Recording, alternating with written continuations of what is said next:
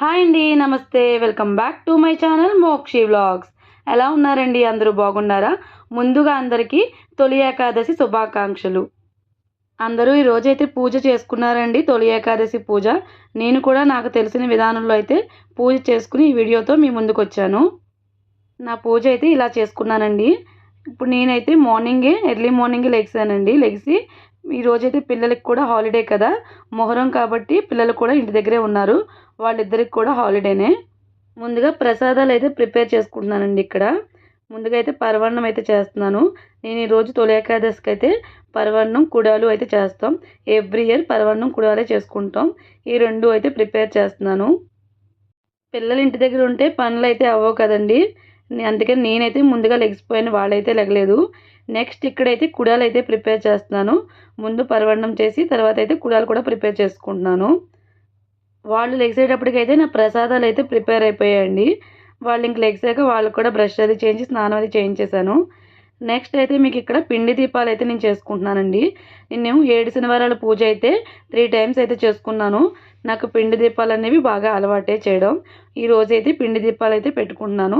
వెంకటేశ్వర స్వామికి అయితే పిండి దీపాలు చాలా ప్రీతి కదా, నేను అదే చేసుకుంటున్నాను అనమాట. ఇక్కడ అవి ఎలా చేసుకోవాలో కూడా మీకు ఈ వీడియోలో అయితే నేను షేర్ చేస్తాను. ఇది వరి పిండి అండి. వరి పిండి అయితే తీసుకున్నాను. మరీ మురుంగా ఉన్న పిండి అయితే తీసుకోకండి, కొంచెం బాగా మెత్తగా ఉన్న పిండి తీసుకోండి. బెల్లం కూడా ఇలా కోరి పక్కన పెట్టుకోండి. బెల్లం అంతా వేసుకుని ఇందులో ఆవు పాలు అయితే వేసుకోవాలి. పాలన్నీ ఒకేసారి వేయకుండా కొద్ది కొద్దిగా వేసుకుంటూ కలుపుకోండి. నేనైతే ఇక్కడ 7 దీపాలు పెట్టుకుంటున్నాను, అందుకని కొద్దిగా పిండి ఎక్కువే కలుపుకుంటున్నాను అనమాట. ఈ కలిపిన పిండిలోంచి కొంచెం చలిమిడి కూడా తీసుకోవచ్చండి. ఇది మన ఆవు పాలు, బెల్లం, ఆవు నెయ్యితోనే చేసుకుంటాం కాబట్టి నేను కొద్దిగా చలిమిడి కూడా తీసుకుంటాను. ఇలా ఆవు పాలు కొద్ది కొద్దిగా కలుపుకుని లాస్ట్లో ఇవన్నీ కలుపుకున్న తర్వాత లాస్ట్లో కొద్దిగా ఆవు నెయ్యి అయితే వేసుకోండి. కొద్దిగా ఆవు నెయ్యి వేసుకుంటే బాగా స్మూత్గా బాగా వస్తుందన్నమాట. మనకి పిండి దీపాలు అనేవి బెల్లం, ఆవు పాలు, ఆవు నెయ్యి ఈ మూడిట్లతో అయితే చేసుకుంటారు. ఇలా కొంచెం చపాతీ పిండిలా కలుపుకుని రౌండ్గా అయితే పిండి దీపాలకి సరిపడా రౌండ్గా ఇలా చుట్టుకోండి. మనం మధ్యలో నూనె వేయడానికి ఇలా ఒక ఏదైనా మూత ఉంటుంది కండి, ఆ మూతతో పెట్టుకోండి. ఇలా మధ్యలో నేనైతే మూత అవి ఏం పెట్టుకోను, నేను డైరెక్ట్గానే వేలుతో చేసేసుకుంటాను. మీకు చూపించడం కోసం అయితే ఇక్కడ చేస్తున్నాను అనమాట. అంటే ఏదైనా మూత తీసుకుని పెట్టుకుంటే మనకు లోపల సర్కిల్గా బాగా వస్తుంది కదా, రాని వాళ్ళ కోసం అయితే చెప్తున్నాను. ఒకసారి చేసుకుంటే అలవాటు అయిపోతుంది అనుకోండి, లోతుగా నూనె వేసుకోవడానికంటే బాగా వస్తుందని అలా చేశాను. నెక్స్ట్ అయితే నేను ఇలా ఫింగర్ పెట్టుకుని చేసేసుకుంటున్నాను, చూస్తున్నారు కదా. ఫస్ట్ ఒకటి మాత్రమే అలా చేశాను, నాకు ఇలాగే అలవాటు. మధ్య ఫింగర్ పెట్టేసి సర్కిల్లా చుట్టేసుకుంటాను. అక్కడ చేస్తున్నాను కదని చూస్తున్నారు కదా. నా పిండి దీపాలు అయితే రెడీ అయిపోయాయి. పిండి దీపాలు రెడీ అయిపోయిన తర్వాత చలివిడి కోసం అయితే ఇలా చలివిడి తీసుకుని దీంట్లో వడపప్పు కూడా వేసుకుంటాను అనమాట. నా పిండి దీపాలు చలివిడి అయితే పూజకి రెడీ అయిపోయింది. నెక్స్ట్ దేవుడి దగ్గర అయితే ఇలా పీఠం పెట్టుకుని ఆ పీటకైతే పసుపు రాసుకుని మనం ఎప్పుడు ముగ్గు వేసుకుంటాం కదండి, నేను ఇక్కడ అదే చేస్తున్నాను. పసుపు రాసుకుని ముగ్గు వేసుకుంటున్నాను అనమాట పీఠానికి. నేను కింద పెట్టుకుని ఈరోజైతే పూజ చేసుకుంటున్నాను. ఇలా పసుపు రాసి ముగ్గు వేసుకుని బొట్లు అవి పెట్టుకుంటాం కదండి, అదే చేస్తున్నాను ఇక్కడ. ఇలా స్పెషల్ పూజలు ఏమైనా ఉన్నప్పుడైతే నేను కింద పెట్టుకుని పూజ చేసుకుంటానండి. మామూలు ఇప్పుడైతే మీకు చూపించాను కదా మొన్న, అలా దేవుడి గుడ్లు పెట్టుకుని చేసుకుంటాను. ఇప్పుడు దీపాలు అవి పెట్టుకోవడానికి అయితే అక్కడ సరిపోదు కదా, ఇరుకవుతుంది కదా అని కింద పెట్టుకున్నాను అనమాట. ఇలా కుంకుమ బొట్లు అవి పెట్టేసుకుని పీఠానికి. నెక్స్ట్ వెంకటేశ్వర స్వామి పటం ఉంటుంది కదండి, ఆ పటం అయితే తీసుకుని అది కూడా నీట్గా క్లీన్ చేసుకుని వెంకటేశ్వర స్వామికి కూడా నేను బొట్లు అయితే పెట్టుకుంటున్నాను అనమాట. ఇక్కడ ఇలా ముందుగా గంధం బొట్లు పెట్టుకుంటాం కదా, గంధం బొట్లు పెట్టుకుని దానిపైన కుంకుమ బొట్లు అయితే పెట్టుకున్నాను.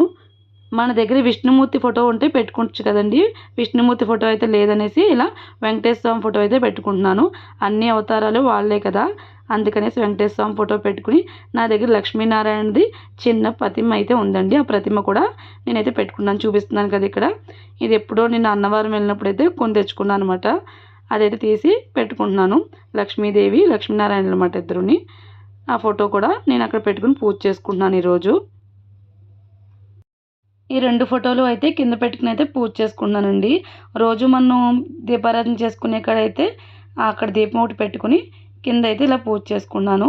మనం ఏ పూజ చేసుకున్నా ఫస్ట్ అయితే పసుపు గణపతిని చేయాలి కదా, నేను ఇక్కడైతే పసుపు గణపతిని చేసి పసుపు గణపతికి కూడా ఒక పువ్వు పెట్టి నా పూజ అయితే స్టార్ట్ చేశాను అనమాట. వెంకటేశ్వర స్వామికి తులసి మాల అంటే చాలా ఇష్టం కాబట్టి తులసి మాల కూడా తెప్పించుకున్నానండి నేను. అలాగే తాంబూలం కూడా పెట్టుకుని నా పూజ అయితే స్టార్ట్ చేశాను. నాకు తెలిసిన తొలి ఏకాదశి గురించి అయితే మీకు కొంచెం షేర్ చేసుకుంటానండి. అదే ఆషాఢ శుద్ధ ఏకాదశినే తొలి ఏకాదశి అని అంటారు.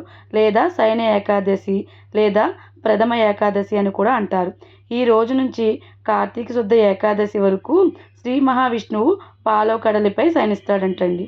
అందుకే దీని శయన ఏకాదశి అంటారు. ఈ రోజు నుంచి యోగ నిద్రకి ఉపక్రమించి విష్ణువు మళ్ళీ 4 నెలల తర్వాత కార్తీక శుద్ధ ఏకాదశి నాడు మేల్కోవడమే ఈ ఏకాదశి అంటారండి. 4 నెలల తర్వాత ఆయన యోగ నిద్ర నుంచి బయటకు వచ్చిన తర్వాత వచ్చే ద్వాదశిని క్షీరాబ్ది ద్వాదశి అంటారు. అదే మన కార్తీక మాసంలో ద్వాదశి దీపాలు పెట్టుకుంటాం కదండి తులసి మొక్క దగ్గర, అదే క్షీరాబ్ది ద్వాదశి. ఈ రోజైతే చాలామంది అయితే ఉపవాసం ఉంటారండి. భోజనం అయితే చేయకుండా ఏమైనా పళ్ళు అవి తిని ఉపవాసం కూడా చేస్తారు. అలాగే మనము క్షీరాబ్ది ద్వాదశి అంటున్నాం కదా, ఆ రోజు కూడా అలాగే ఉపవాసాలుండి దీపాలు అయితే పెట్టుకుంటాం కదండి. నాకు తెలిసిన చిన్న స్టోరీ అయితే మీతో షేర్ చేసుకున్నానండి. ఇక్కడైతే నేను పిండి దీపాలకి ఇలా గోవిందనామాలు అయితే పెట్టుకుని వరుసగా 7 దీపాలు 7 తమలపాకులు అయితే పెట్టుకుని 7 పువ్వులు సమర్పించి పూజకి అన్నీ సిద్ధం చేసుకున్నానండి. ఇక్కడ నేను పిండి దీపాల్లోనూ పైన పెట్టుకున్న దీపాల్లో కూడా ఆవు నెయ్యి అయితే వేసుకుంటున్నాను. ఈ తొలి ఏకాదశి రోజునైతే ఆ విష్ణువుకి పేలాల పిండి అయితే పెడతారండి. పేలాలను అలాగే బెల్లం పుట్నాల పప్పు వేసి పౌడర్ కింద చేసి అది కూడా సమర్పిస్తారు. ఇక్కడైతే నేను దీపాలు అయితే వెలిగించుకుంటున్నానండి. ఏకహారతితో కానీ లేదా అగరబత్తితో కానీ ఇవి పిండి దీపాలు అనేవి వెలిగించుకోవాలి. అగ్గిపుల్లతో అయితే వెలిగించుకోకూడదండి డైరెక్ట్గా. నేను ఆ వెంకటేశ్వర స్వామికి ఇష్టమైన చలిమిడి వడపప్పు పానకం అయితే చేసుకున్నానండి. అలాగే కుడాలు పరవన్నం ఇవైతే చేసుకుని నా పూజ అయితే ఇలా చేసుకుంటున్నాను. ఈరోజు మనకి ఎక్కడైనా దగ్గరలో ఉన్న వెంకటేశ్వర స్వామి టెంపుల్కైనా లక్ష్మీనారాయణ టెంపుల్కైనా లేదంటే రామాలయంకైనా వెళ్తే చాలా మంచిదండి. నేనైతే ఈవినింగ్ అయితే టెంపుల్కి వెళ్దాం అనుకున్నాను. మార్నింగ్ అయితే పూజ పిల్లలతో సరిపోతుంది కదా, ఇంకా అవ్వదు. ఈరోజు నేనైతే ఉపవాసం అయితే లేనండి. నేను ఎప్పుడు ముక్కోటి ఏకాదశికి అయితే ఉపవాసం ఉంటాను. ఈ తొలి ఏకాదశికి అయితే ఎప్పుడూ లేను. ఇప్పుడు కూడా అయితే ఉపవాసం అయితే లేను. నేనైతే పూజ అయితే స్టార్ట్ చేసుకున్నాను. వినాయకుడికి అయితే ఇలా పసుపు కుంకుమ అక్షంతలు అయితే సమర్పించాను. ఇలా సమర్పించిన తర్వాత వెంకటేశ్వర స్వామికి గోవిందనామాలు, లక్ష్మీదేవికి లక్ష్మీ అష్టోత్తరం చదువుకున్నాను. గోవిందనామాలు చదువుకుంటూ ఒక్కొక్క పువ్వు అయితే వేసుకుంటూ ఇలా అయితే పూజ అయితే చేసుకున్నానండి.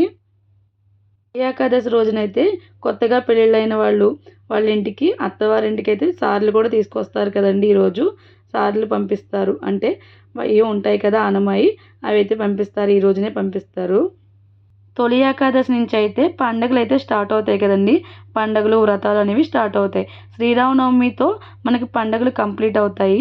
తొలి ఏకాదశి నుంచి అయితే ఇంక అన్నీ పండుగలే. నెక్స్ట్ వచ్చేది శ్రావణ మాసం కదా, ఇంక వరుసగా అయితే పండుగలు అనేవి స్టార్ట్ అవుతాయని పెద్దవాళ్ళు అయితే అంటారు కదా. నేను ఇక్కడ పూజ అయితే కంప్లీట్ అయిపోయిందండి. గోవిందనామాలు చదువుకున్న తర్వాత ఇలా కొబ్బరికాయ కొట్టుకుని కొబ్బరికాయ కూడా సమర్పించిన తర్వాత హారతి అయితే ఇస్తున్నానండి. ఇక్కడ నా పూజ అయితే కంప్లీట్ అయిపోయింది. మా పిల్లలు కూడా నాతో పాటు అయితే కూర్చున్నారండి. చిన్న బాబు అయితే కూర్చోడు కానీ పెద్ద బాబు అయితే కూర్చుంటాడు. వాడు నేను అయితే కూర్చున్నాము. కూర్చుని పూజ అయితే చేసుకున్నాం. పెద్ద బాబుకి అయితే పూజలు అంటే చాలా ఇంట్రెస్ట్ అన్నమాట. పూజలు అంటే నాకన్నా ముందు ఉంటాడనమాట. ఆయన శివభక్తుడు. శివుడు అంటే చాలా ఇష్టం. కార్తీక మాసంలో తెల్లవారుజామున లేచి పూజ చేస్తాడండి. చిన్నపిల్లాడైనా వాడికి చాలా ఇంట్రెస్ట్. నేనే ఇంకా వద్దంటాను, చిన్నపిల్లాడు కదా జలుబది చేస్తుందని. వాడు మాత్రం ముందు ఉంటాడు. ఎలా అనిపించిందండి నా పూజ? మీరు కూడా తొలి ఏకాదశి పూజ చేసుకున్నారా? నా పూజ ఎలా అనిపించింది అనేది మీరు కామెంట్ చేయండి. నా వీడియో కనుక మీకు నచ్చినట్లయితే ప్లీజ్ లైక్ చేయండి, షేర్ చేయండి, సబ్స్క్రైబ్ చేసుకోండి. రేపు మరో మంచి వీడియోతో మీ ముందుంటా. అంతవరకు బాయ్ అండి.